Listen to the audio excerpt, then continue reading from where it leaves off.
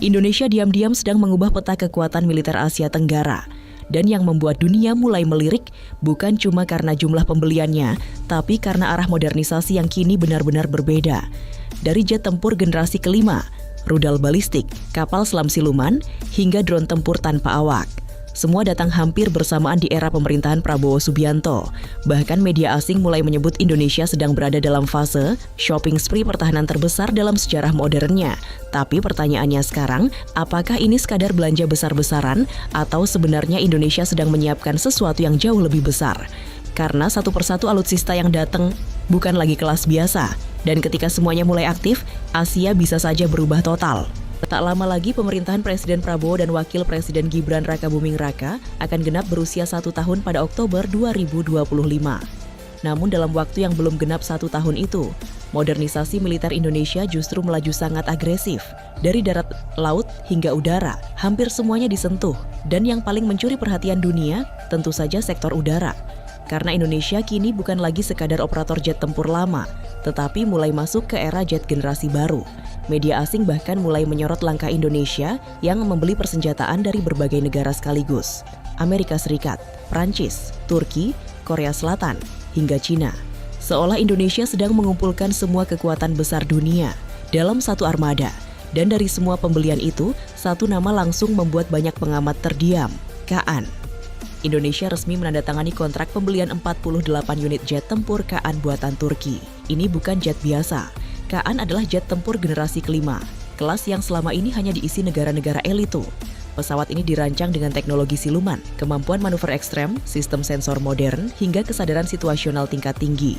Singkatnya, ini adalah pesawat yang dirancang untuk bertarung di perang masa depan. Dan yang membuat situasi makin menarik, Indonesia menjadi salah satu negara pertama yang ikut masuk dalam proyek besar ini. Bayangkan, selama bertahun-tahun Indonesia hanya dikenal sebagai pengguna. Kini Indonesia mulai masuk ke ekosistem pengembangan teknologi tempur modern, dan itu belum semuanya. Karena selain Kaan, Indonesia juga sedang menunggu kedatangan salah satu jet paling mematikan dari Eropa, Rafale.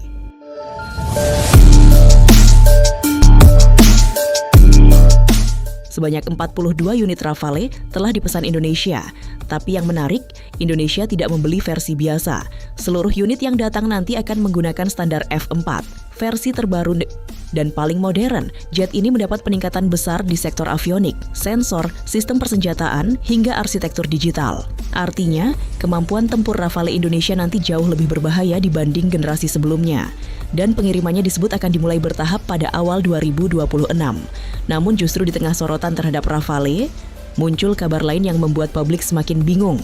Karena Indonesia ternyata juga dikaitkan dengan jet tempur Cina, J-10C. Dan inilah yang mulai membuat peta geopolitik jadi rumit. Kabar mengenai Chengdu J-10C langsung meledak karena jet ini bukan nama sembarangan. J-10C dikenal sebagai salah satu jet tempur modern China dengan kemampuan radar AESA, rudal jarak jauh, dan sistem peperangan elektronik yang cukup maju. Jet ini mampu membawa rudal udara ke udara, rudal anti kapal, bom berpemandu laser, hingga rudal serangan darat. Tapi yang membuat nama J-10C semakin terkenal adalah rekam jejaknya di konflik India dan Pakistan. Pesawat ini pernah disebut menjadi bagian penting dalam operasi udara Pakistan saat ketegangan dengan India memanas. Dan sekarang, Indonesia dikabarkan ikut meliriknya. Bayangkan situasinya plus. Indonesia membeli Rafale dari Perancis, Kaan dari Turki, masuk proyek F-21 Korea Selatan, masih membuka peluang F-15EX Amerika, dan kini dikaitkan dengan J-10C Cina. Artinya, Indonesia sedang memainkan strategi yang sangat unik, tidak bergantung pada satu blok kekuatan saja. Dan strategi itu mulai membuat banyak negara memperhatikan langkah Jakarta. Selain membeli jet siap pakai, Indonesia juga ikut terlibat dalam proyek jet tempur masa depan KF-21 Boramae bersama Korea Selatan. Bahkan pilot TNI AU sudah melakukan uji terbang prototipe pesawat tersebut di Korea Selatan. Ini penting, karena artinya Indonesia tidak hanya membeli teknologi tetapi mulai ikut belajar dan masuk ke rantai pengembangan. Di sisi lain, kesepakatan pembelian 24 unit F-15EX dari Boeing juga masih terus menjadi perhatian. F-15EX sendiri dikenal sebagai salah satu jet tempur berat paling kuat milik Amerika Serikat. Daya angkut senjatanya besar, jangkauannya jauh, dan kemampuan tempurnya sangat brutal. Namun hingga sekarang, proyek ini masih dalam tahap kajian lanjutan. Dan justru disinilah misterinya. Karena jika seluruh proyek ini benar-benar berjalan, Indonesia bisa memiliki kombinasi armada udara paling beragam dan paling berbahaya di kawasan. Tapi modernisasi Indonesia ternyata tidak berhenti di langit. Karena di darat, situasinya mulai sama seriusnya.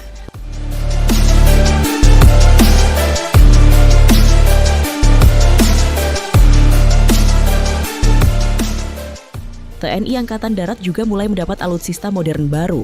Salah satunya adalah tank Harimau. Tank medium hasil kerja sama PT Pindad dan Turki ini menjadi simbol bahwa Indonesia mulai serius membangun kendaraan tempur sendiri. Tank ini memiliki sistem persenjataan modern, mobilitas tinggi, dan dirancang untuk berbagai medan. Namun yang paling mengejutkan adalah masuknya rudal balistik jarak pendek Han ITBM 600 dari Turki. Rudal ini memiliki jangkauan hingga sekitar 280 km. Artinya target strategis bisa dihantam dari jarak sangat jauh. Dan penempatannya di Kalimantan Timur langsung memicu banyak spekulasi.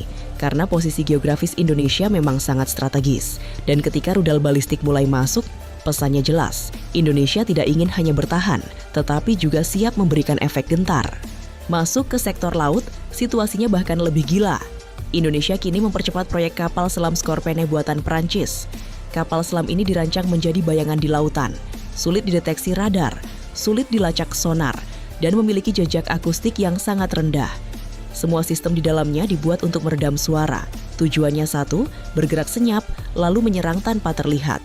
Skorpene mampu membawa torpedo, ranjau laut, hingga rudal presisi jarak jauh.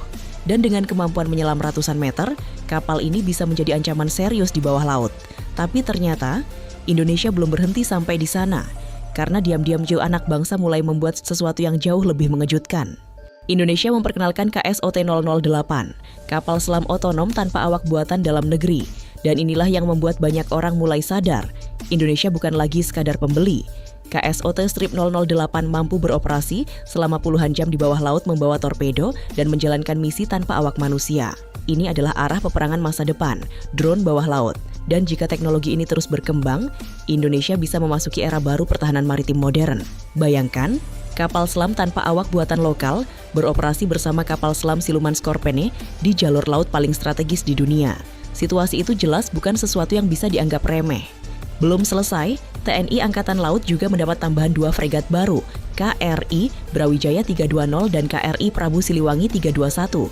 Khusus KRI Brawijaya kapal ini disebut sebagai salah satu fregat terbesar di Asia Tenggara.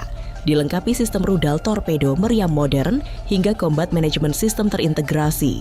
Semua sensor dan senjata terhubung dalam satu jaringan tempur digital.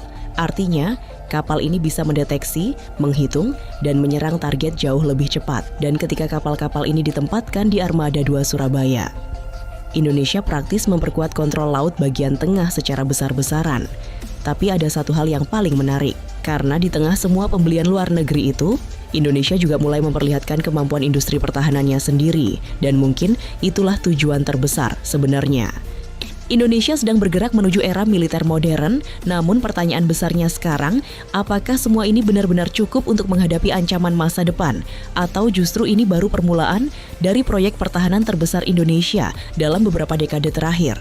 Karena jika seluruh alutsista ini benar-benar aktif dalam waktu bersamaan, bukan cuma Asia Tenggara yang akan berubah, tetapi keseimbangan kekuatan di kawasan Indo-Pasifik mungkin ikut bergeser. Dan itu baru awalnya saja.